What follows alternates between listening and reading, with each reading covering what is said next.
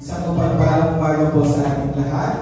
Tayo po ngayon ay lalapit muli sa banal na presensya ng ating Panginoon. So sa holidays na darating at sa pagpasok ng bagong taon, isa po itong magandang pagkakataon para tawagin ang inyong mga kapamilya. Sama-sama po tayong mag-gather para sa ating online service. So bigyan ko po kayo mga 10 seconds. Tawagin mo muna si ate, si kuya, si mami, si daddy, si tita, o sino mang kasama mo dyan sa bahay ngayon para makasama mo na dumalo dito sa ating online service. 10, 9, 8, 7, 6, 5, 4, 3, 2, 1. Ayan. So may kasama ka na natin sa ating online service ngayon at sa ating pagsimula. Hinihiling ng lahat na pumikit ay manalangin. Dakilang Diyos, maraming pong salamat sa pagkakataong ito na muli kami dudulog sa iyong banal na presensya. At gawin mo po kaming karapat-dapat, pakalinisin mo po kami, Ama, patawarin mo po kami sa aming mga pagkukulang, sa aming mga kasalanan na isip, na salita at nagawa. Mayroon ito ay sinadya or hindi, Panginoon, ay pagpatawad po ito sa aming lahat. Gawin po kaming karapat-dapat na dumulog sa iyong banal na trono at nawa, Panginoon, ang aming mga papuri at pasalamat ay makarating sa iyong kalwalhatian. At dalangin namin, Panginoon, na iyong banal na Espiritu ang sumama sa amin mula sa umpisa hanggang sa katapusan ng gawain ito. At langisan mo po, Panginoon, ang lahat ng iyong mga manggagawa mula sa mga manunugtog, sa mga awit, at lalo tigit sa tamang dadala ng iyong banal na salita. At dalangin namin, Panginoon, na ikaw ang mapapurihan ngayong umaga ito at ang lahat ng papuri at pasalamat ibinabalik namin sa iyong dakilan at tabi sa pangalan ng Jesus.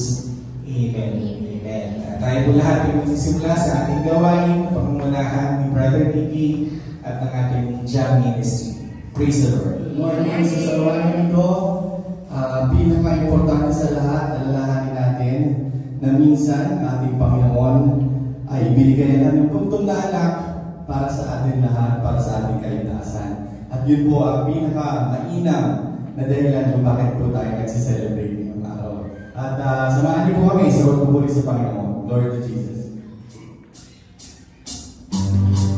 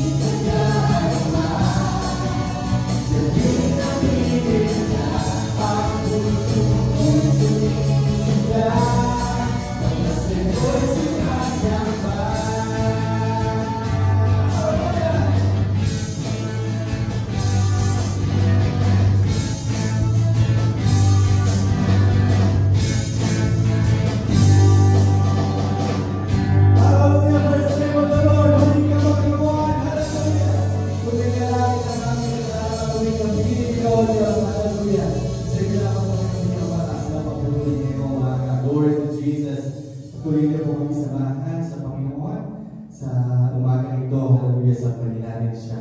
Glory to Jesus.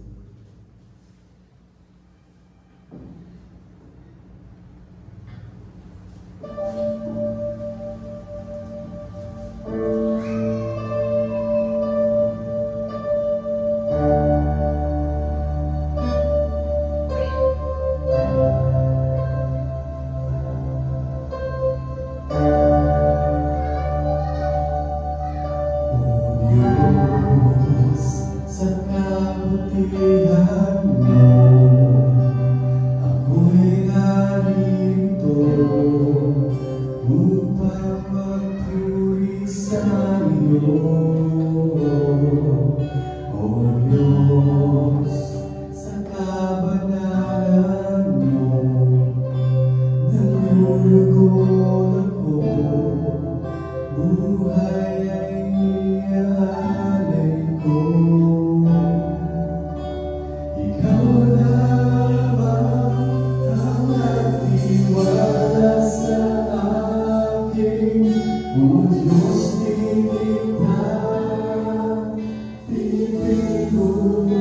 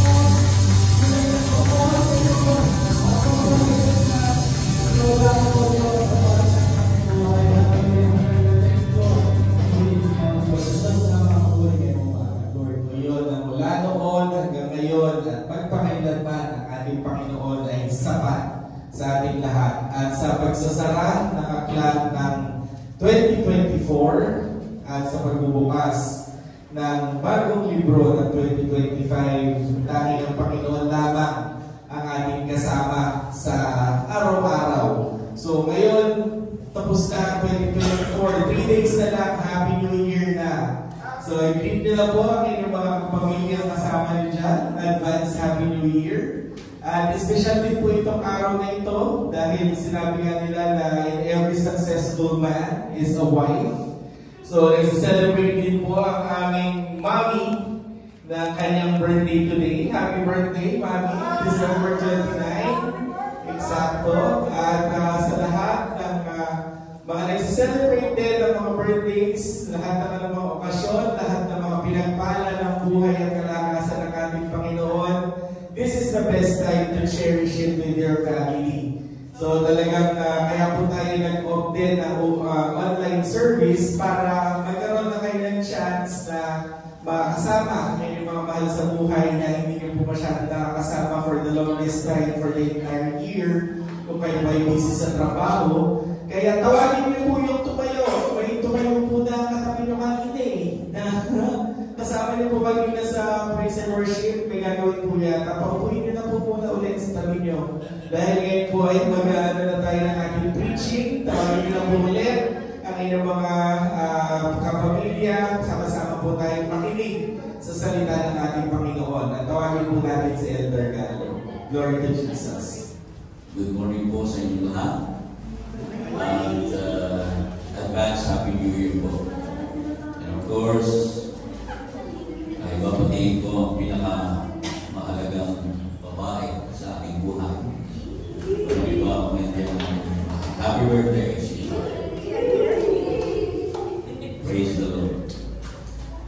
So kung kayo po ay mayroong mga Biblia, please open your Bible with me in the book of 1 Corinthians. And we will read from verse 7 to verse 10. Okay. Sa King James Version po, sabi dito, but the manifestation of the Spirit is given to every man to profit without. For to one is given by the Spirit the word of wisdom, to another the word of knowledge by the same Spirit, to another faith by the same Spirit, and to another the gifts of healing by the same Spirit, to another the working of miracles, to another prophecy, to another discerning of spirits, to another diverse kinds of tongues, to another the interpretation of tongues. At gusto kong bigyan natin ng pansin yung verse 10. Sabi doon, to another discerning of spirits. So tayo pong lahat ay sumandaling yumuko. Tayo pong lahat ay mulog sa ating Panginoon sa pananalangin.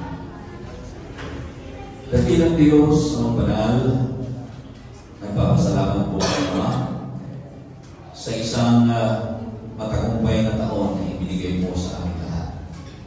Salamat po Diyos sa pagtatagumpay sa lahat ng mga challenges na nalagpasan namin sa buong taon ito.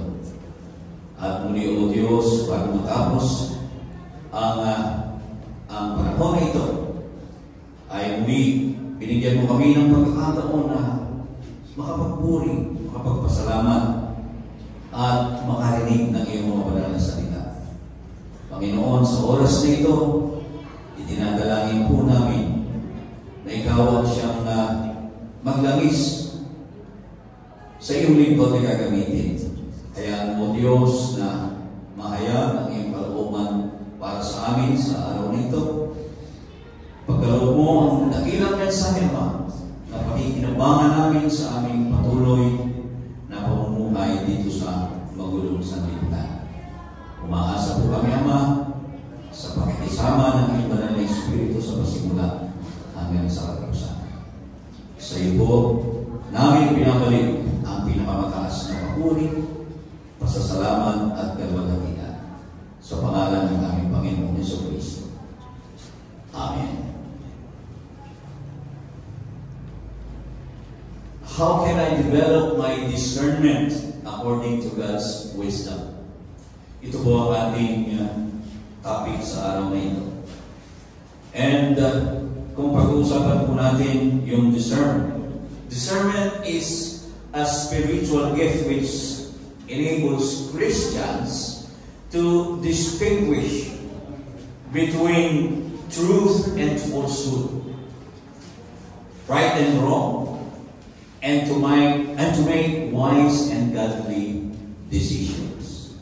Ito po ay isa sa mahahalagang kaloob ng Espiritu Santo sa lahat ng mga mananampalataya. At sa pamamagitan po ng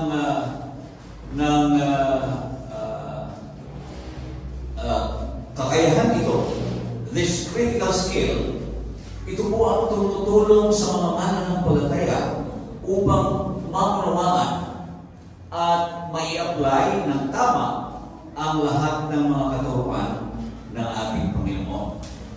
At sa pamamagitan nito ay we are ensured that our decisions, yung ating mga desisyon, will not only reflect wisdom, but are also rooted in the divine guidance provided by the Word of God or the Scriptures. So napakahalaga po ng discernment. At hindi po ito isang optional trait para sa mga mananampalataya, kung hindi ito ay isang napakahalagang sangkap upang mahalagang sangkap sa isang magandang buhay Christian, a healthy Christian life. Now, I would like to read to you in the book of 1 Thessalonians. 1 Thessalonians chapter 5, verse 21. Sabi nito, prove all things, hold fast that which is good. And another verse in 1 John chapter 4, verse 1.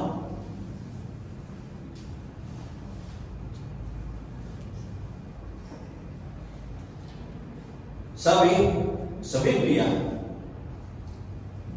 Beloved, believe not every spirit, but try the spirits whether they are of God, because many false prophets are gone out into the world. Sabi, mga minamahal, huwag kayong paniwala sa bawat espiritu. Kundi inyong subukin ang mga espiritu kung sila'y sa Diyos, sapagkat maraming nagsisilitaw na mga bulaang propeta sa sanlibutan. Ang mga salitang ito ng ating Panginoon ay natuturo sa atin na sa ating pagdedesisyon, tayo ay makagagawa ng tamang pagdedesisyon at tayo ay maaaring mamuhay ayon sa mga katotohanan ng kanyang mga salita. At ito po ay it involves more than recognizing the right from wrong. Hindi lamang po yung pakilala natin kung sa tama at sa mali, kung hindi yung maunawaan natin ang mga katuruan ito at nai-apply natin ito ng tama sa ating pang-araw-araw na buhay. At sa pamamagitan nga po ng gift of discernment na ito, ay magagawa natin ang mga bagay na ito. Now, how can we develop this? Paano nga ba natin ma-develop ang kaloob na ito ng ating ng banal na Espiritu. To develop discernment in our lives, napakahalaga po mga kapatid that we must pursue a close or intimate relationship with God. At ito po yung magagawa natin. We can cultivate intimacy with God through prayer, through Bible study, and meditation. So, in the book of John chapter 14,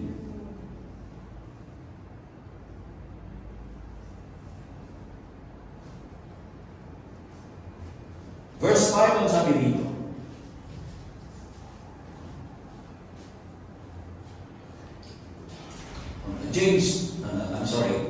John chapter 14 verse 13. Sabi dito, whatsoever ye shall ask in my name, that will I do, that the Father may be glorified in the Son. So makikita po natin dito mga kapatid, na kung tayo po ay mayroong intimate or close relationship with God, ang sabi sa Biblia, lahat ng ating hihingin sa pangalan ng ating Panginoon, ito po ay ating ipagkakaloob sa atin. So para po ma-develop natin ang gift na ito, this discernment will be developed in us kung tayo po ay mananalangin. Yun po ang number one na kailangan natin. Kinakailangan talaga natin itong hingin. Sapagkat ang lahat ng bagay, ang sabi sa Biblia, ay ipagkakaloob sa atin kung ito po ay ating hihingin sa pangalan ng ating Panginoong Jesucristo. At mangyayari lamang yan kung talagang tayo ay malapit sa ating Panginoong Jesucristo. At in the book of James chapter 1 verse 5, malinaw yan, ito po'y palagi nang ginagamit, na kung tayo ay nagkukulang ng karunungan, dapat lang na ito ay humingi tayo sa ating Panginoon. James chapter 1 verse 5, na magkakaloob sa atin ng sagana. At ang sabi doon, ipagkakaloob sa atin ng sagana at hindi siya nanunungkaw. So, kailangan natin hingin. Kailangan nating manalangin para ma-develop natin yung discernment na ito, para maging marunong tayo na makilala kung ano ang tama, kung ano ang mali, which is good and which is bad. Yung kasinungalingan at ang katotohanan, kinakailangan na hingin natin sa Panginoon ang karunungan ito, this wisdom. At ito po ay ipagkakaloob sa atin. Alam niyo, sabi nga, kung nagkukulang, humingi ka lang. Para ma-develop natin yun, hindi talaga tayo pwedeng umasa sa ating mga sarili. Sabi nga natin, kung wala namang kwenta ang lahat ng kaalaman, kung hindi natin ito mai-apply ng tama. So, kailangan natin ng wisdom. At yung wisdom na yan ay ipagkakaloob sa atin if we will ask from the Lord. So, napakahalaga na hingin natin ito sa ating Panginoon. Now, sa Biblia, ay kilala natin ang isang dakilang hari na naging napakatalino. Siyang pinakamatalino, pero natatandaan ko doon sa nakaraang pangangaral ko noon na sinabi ko na siya yung isang matalinong mama. Ito po ay walang iba kung hindi si Haring Solomon. Sapagkat sa kanyang katalinuhan, umasa na lamang siya doon sa kanyang katalinuhan, doon sa regalo na ibinigay sa kanya ng Diyos, at kinalimutan na yan yung nagbigay ng katalinuhan yun. So, kumbaga, nalayo siya. Hindi siya nagkaroon ng malapit na relasyon sa Diyos. At sa kanyang unang hiningi sa Panginoon, in the book of 1 Kings chapter 3, verse 9, ay malinaw po yung sinabi niya. Ang sabi niya sa Panginoon,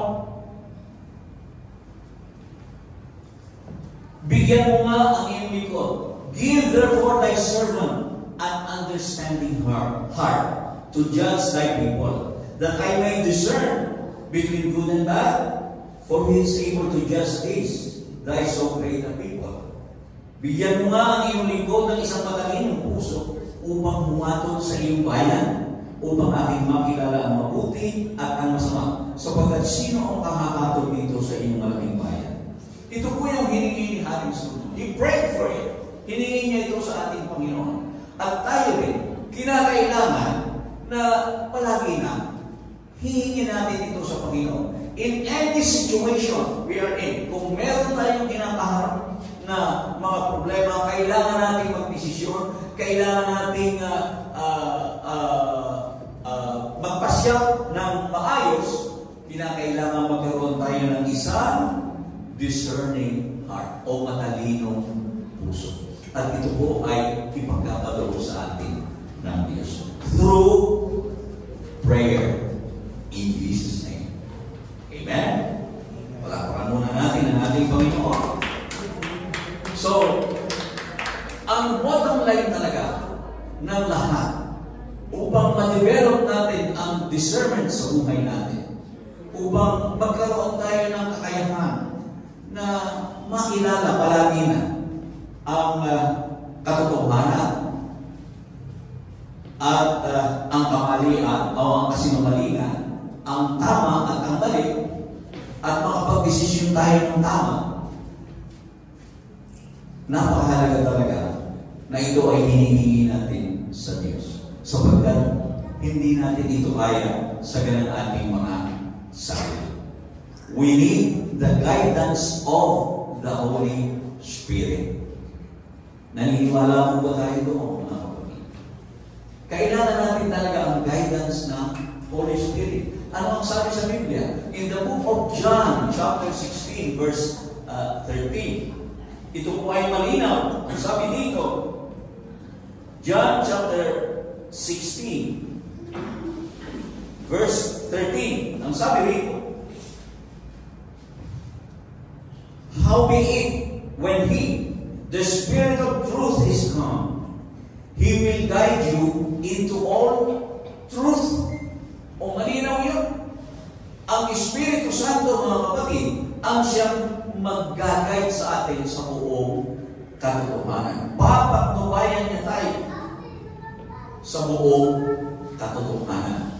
Kaya nga, tingnan ninyo, hindi talaga po pwede sa isang mananampalataya na walang relasyon sa Diyos. Sapagkat kung, remember, nung tayo ay makakilala sa ating Panginoon, ipinagkaloob sa atin ang Kanyang Espiritu Santo. Tinatakan tayo ng Kanyang Espiritu. Nasa atin ang Holy Spirit.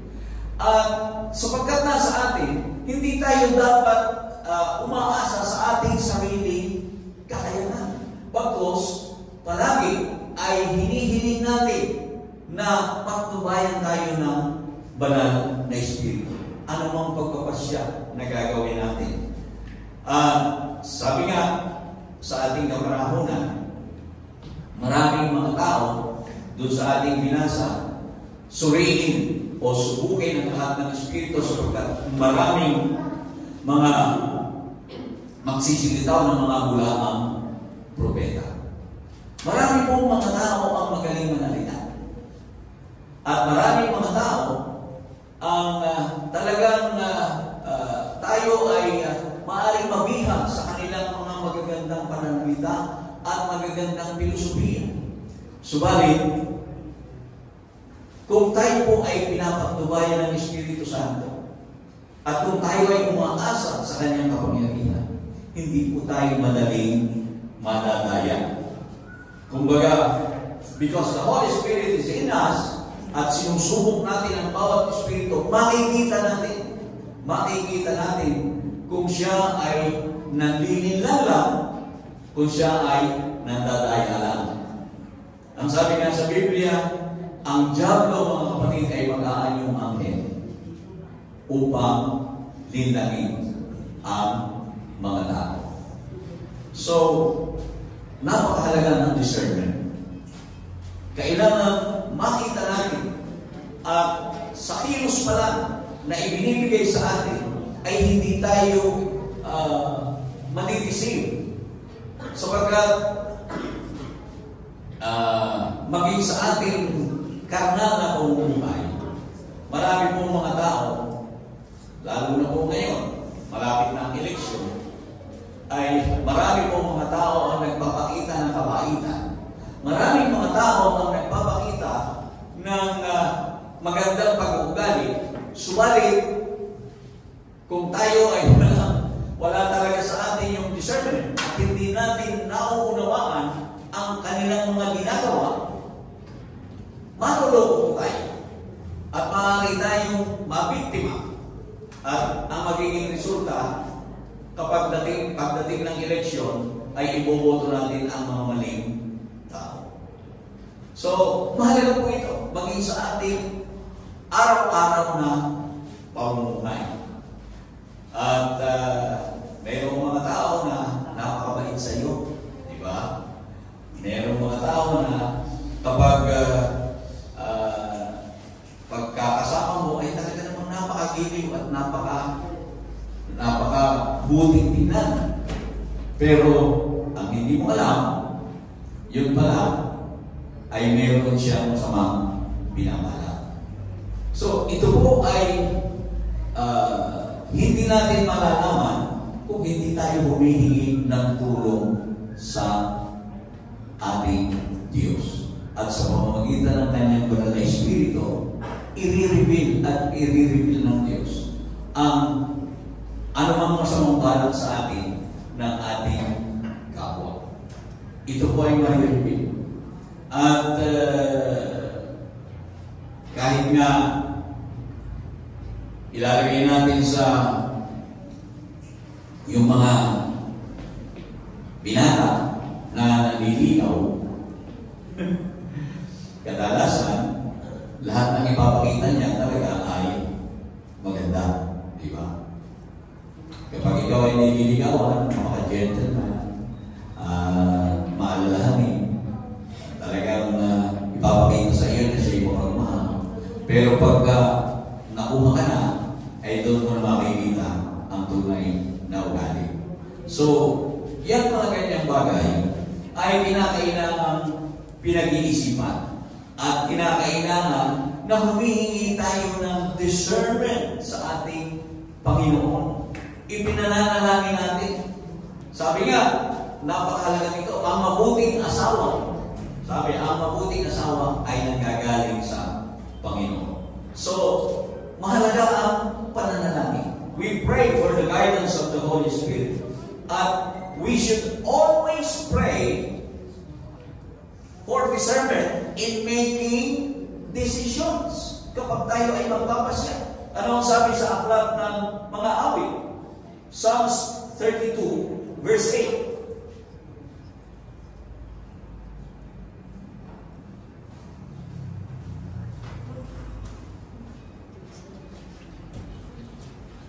Ang sabi rito, I will instruct thee and teach thee in the way which thou shalt go. I will guide thee with mine eye. So, di ba? Ito kasi ang kulang sa atin sa mga tao. Kung minsan, pag tayo ay magdidesisyon, madalos-dalos tayo. At hindi natin yung malalaman kung tama o mali yung ating desisyon kung hindi tayo hihingi ng tulong sa Diyos. At ang pangako ng ating Panginoon in His words, I will instruct thee and teach thee in the way which thou shalt go, and I will guide thee with mine eye. Aking ipaalam sa iyo at ituturo sa iyong daan na iyong lalakaran. Papayuhan kita ng aking mga mata, na ang aking mga mata ay nakatitig sa iyo. Ito po ay pangako ng Diyos. Kaya, napakahalaga sa pamamagitan ng salita ng Diyos, sa pamamagitan ng mga pangako ito ng ating Panginoon, kapag tayo ay humingi ng tulong sa Diyos, makikita natin na kailanman hindi po tayo maliligaw. At kapag tayo ay nagdesisyon, it will be the right decision na siyang gagawin natin. Siya natin gagawin. Pag tayo ay nagpasya, hindi tayo magkakamali. Dahil nananalangin tayo. We will pray for discernment in making decisions, and we will pray also for discernment in recognizing deception. Para makita natin yung panlililang. In the book of Colossians chapter 2 verse 8, ito po yung sinasabi ko kanina. Colossians chapter 2 verse 8, ang sabi dito, kayo'y magsipag-ingat, beware lest any man spoil you through philosophy and vain deceit, after the tradition of men, after the rudiments of the world, and not after Christ. Magsipag-ingat daw po tayo. Baka sa inyo may bumiha sa pamamagitan ng kanyang filosofiya at walang kabuluhang pagdarayan. Ayon sa saling-saling sabi ng mga tao, ayon sa mga pasimulang aral ng sanlibutan, at di ayon kay Kristo. Marami pong nabibigtamin ito, maging mga Kristiyano. Sapagkat kapag nakita nila na ang isang tao ay nagpe-praise the Lord din naman, nagka-hallelujah, umaawit ng mga awit na makadiyos, ang akala nila ay pareho na sila.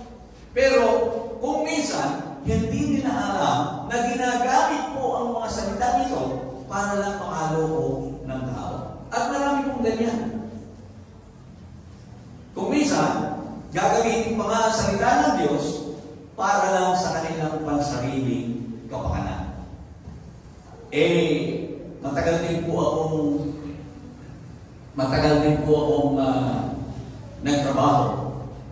At doon sa aking pasimulang pagtatrabaho ay sumasakay kami ng aking may bahay ng bus para makarating doon sa aming trabaho. At kuminsan, mayroon pong papasok aakyat sa bus at gagamitin ang salita ng Diyos. At marami pong ganito maging sa ating kapanahunan. Ang salita ng Diyos ang ginagamit upang manghingi ng pera sa tao. Kung minsan, hindi po tayo aware sa bagay na ito. At kung wala na po tayong kalaman, kaya nga po sabi sa Biblia,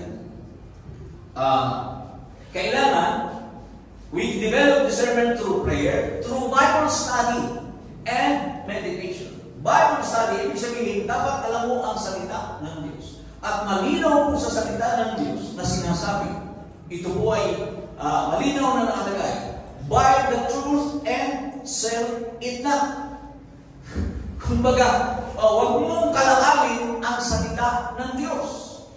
Ang salita po ng Diyos ay hindi kinakalakal. Ito po ay ipinangangaral. At hindi po pwede na pagkatapos mong aral ay ibigay ka ng sobre at ibibigay mo sa mga tao para lagyan ng pera. Yan po ay isang bagay na isang deception na ginagawa ng maraming mga tao for their personal gain, para sa kanilang mga pansariling kapakanan. At ito po ang sinasabi dito. Magagaling silang manalita. They have their own philosophy sa kanilang filosofiya. At marami pong mga tao, mga dakilang mga mangangaral, because of their philosophy, their good, magaling silang magsalita, ay naloloko nila yung mga tao. Kaya ang nangyayari, yung mga tao naman, sa kanilang kakulangan ng kaalaman, ito po ang sinasamantala ng mga ganitong mga tao. At kung hindi po natin ipananalangin sa Diyos na ma-recognize natin ang deception na yan, tayo po rin ay magiging biktima ng mga bagay na ito.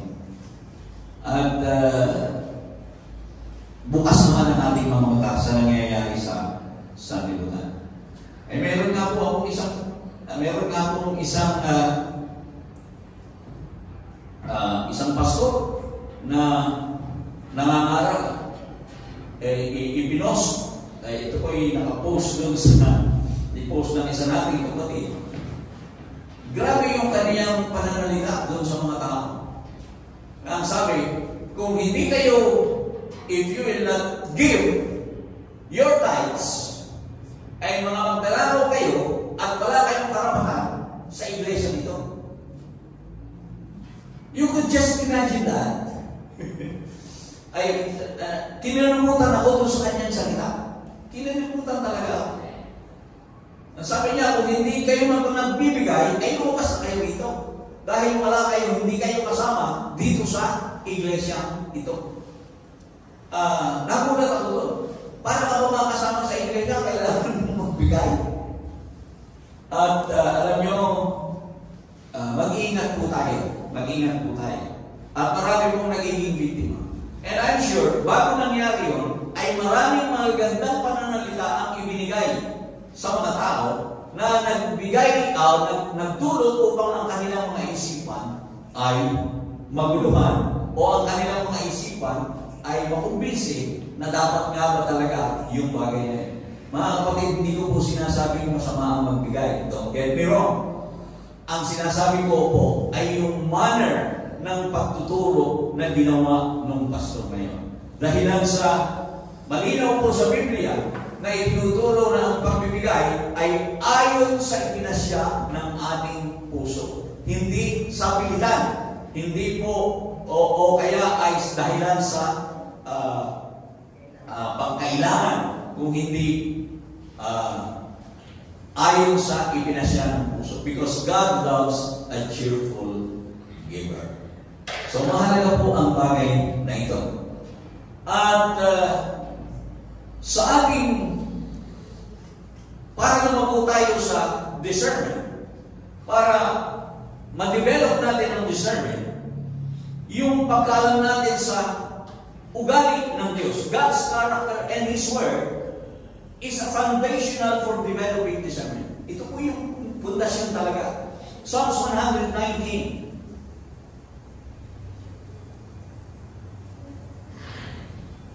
Ang sabi sa Psalms 119, verse 105. Your word, ang sabi niya, Thy word is a lamp unto my feet and a light unto my path. Ang salita mo'y ilawan sa ating mga paa at liwanag sa aming landas. So, napakahalaga talaga na tayo ay nag-aaral ng kanyang mga salita.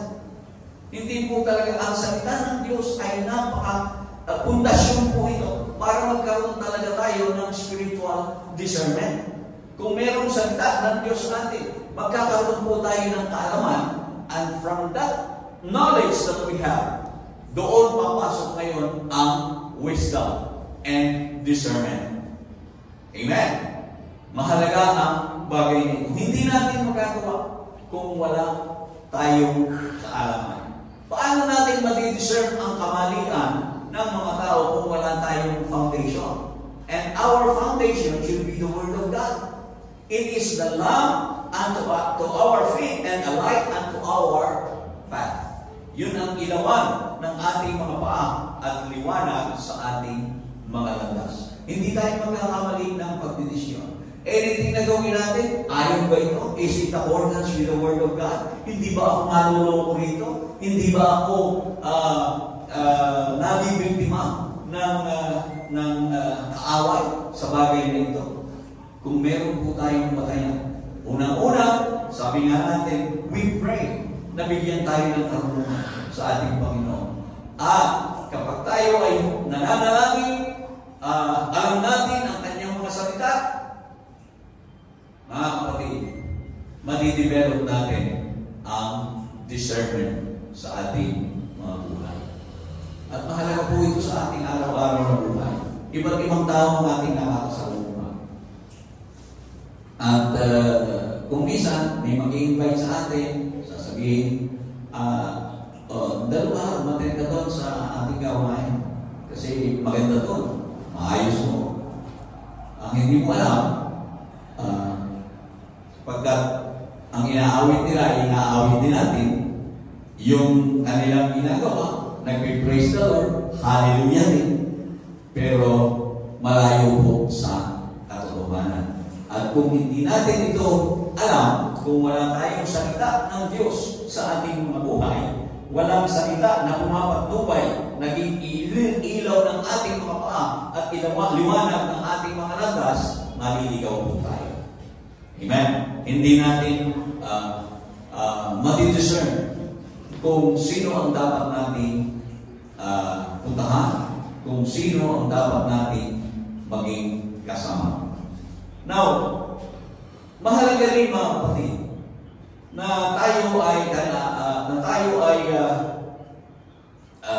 nakapaligid o tayo ay humihingi ng payo doon sa mga mature and spiritually wise believers. Mahalaga din po ito. Last week mga kapatid, ang sabi nga ng ating kapatid sa kanyang pangangaral ni Elder Rod, maganda yung kapipiliin mo ikaw yung kasama. Malaki ang nagagawa ng ating mga kasama. And I believe that if we surround ourselves with godly counsel, ay matidevelop talaga ang discernment sa atin. Kumbaga, yung mga nagpapayo sa atin, mga tagapayo na talagang mga makadiyos, doon tayo hihingi talaga ng advice. Sila yung mga mature Christians and spiritually wise believers na. Ngayon, ano ang sabi sa Proverbs 11:14? Mahalaga yun. Proverbs 11:14. Sabi rito, where no counsel is, the people fall. But in the multitude of counselors, there is safety. Kung saan walang pantas na pamamahala, ang bayan ay mababagsak. Ngunit sa karamihan ng mga tagapayo ay may kagalingan. So, napakahalaga that we are being surrounded with wise counsel. Ibig sabihin, marami tayong nahihinga ng payo. At yung hinihinga natin ng payo, kumbaga, hindi tayo nagpapadalos-dalos. We can ask God and we can ask the people of God para sa ating mga pagdidesisyon. Mahalaga po ang bagay na ito. And it is very important. Sabi nga, discernment, it is not only an optional trait for believers, but a very important component of a healthy Christian life. Amen? Napakahalaga. At ito po ay talagang sinasabi, ito nga itinuro, yung binasa po natin kanina, ang Biblia po, the Scripture teaches that it will help us make wise decisions. Yun talaga yung ibinibigay sa atin ng mga salita ng Diyos. And we can live according to His truth. Doon sa katotohanan. Hallelujah. Hindi tayo maliligaw doon sa kasinungalingan. So, mga kapatid, matatapos na po. 3 days na lang at New Year na. Bagong pakikibaka tayo. And the year 2025, meron po tayong bagong theme. At ito po ay Go. Go. Ibig sabihin, talagang tayo ay ikilos. Gagawa tayo. At sa ating paglabas, mga kapatid, sa ating pagpapatuloy, sa ating paglilingkod sa Diyos, discernment is very important. Napakahalaga nito. Para makita natin, marami tayong makakausap. And isa po sa nilalayo ng inyong lingkod na makausap ang maraming mga puno ng relihiyon upang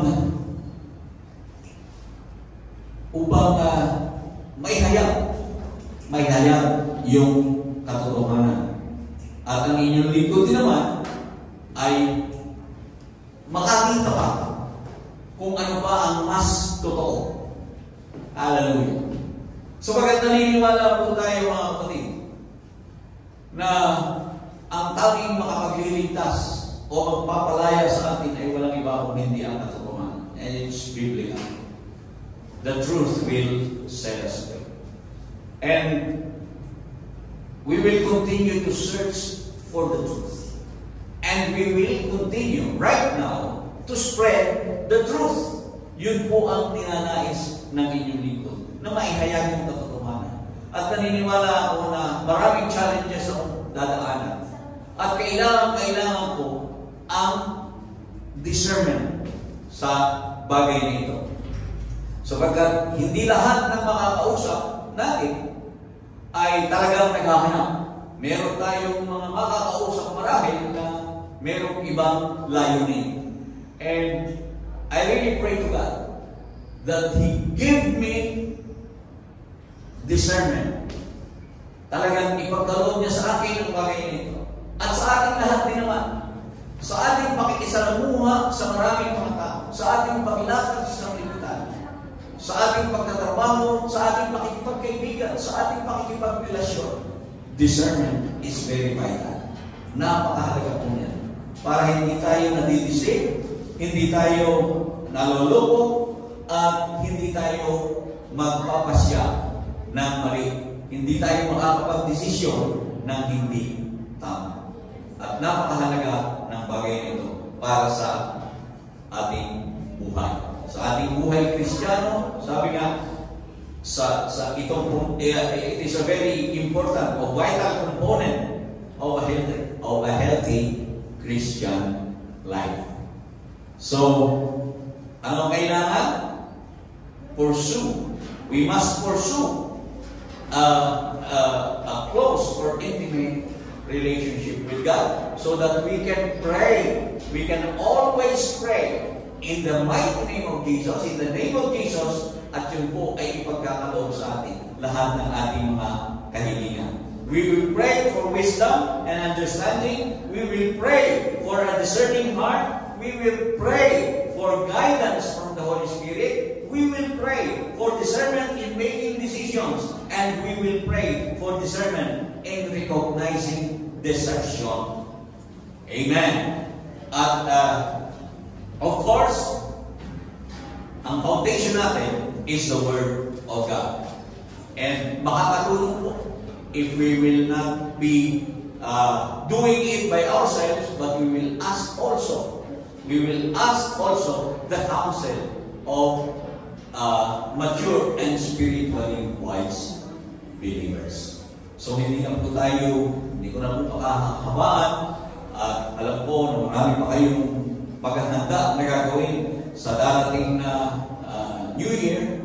So gusto ko pong iwan sa inyo ang pangangaral na ito. Desire, always desire for discernment. Spiritual discernment.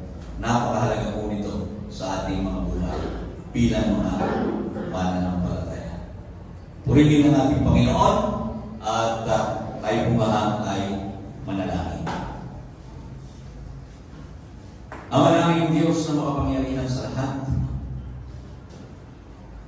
pinupuri ka namin at pinasasalamatan sapagkat muli ay naghahagi ang iyong mga banal na salita. Salamat Panginoon sa panahon na iniukol ng aming mga kapatid. Hallelujah. At umaasa kami Panginoon na sa pagpasok namin sa panibagong pakikibaka sa aming buhay Kristiyano ay ipagkakaloob mo sa amin ang katangian ito, Panginoon.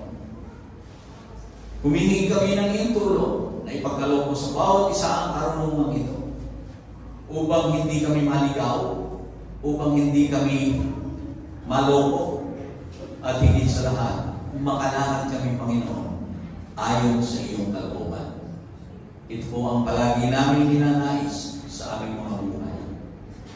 Sa pamamagitan ng iyong mga banal na salita at sa pamamagitan ng patnubay ng iyong banal na Espiritu, ang lahat ng ito, Panginoon, ay magiging posible sa bawat isa sa amin. Panginoon, humihingi po kami ng iyong tulong kung paano kami pinagpala sa nakaraang taon. Panginoon, mas lalo mo pong ibuhos ang biyaya at pagpapala sa buong iglesia ng NLAX. Sa buong pamilya NLAX, Panginoon, umaasa po kami na ikaw pa rin ang siyang papatnubay at gagabay sa bawat isa sa amin. Lord, gawin mong matagumpay ang bawat isa. At ang kasaganaan ng taong 2025 ay sumaamin lahat. Sa iyo ang lahat ng papuri, O Diyos. Sa iyo ang lahat ng pasasalamat.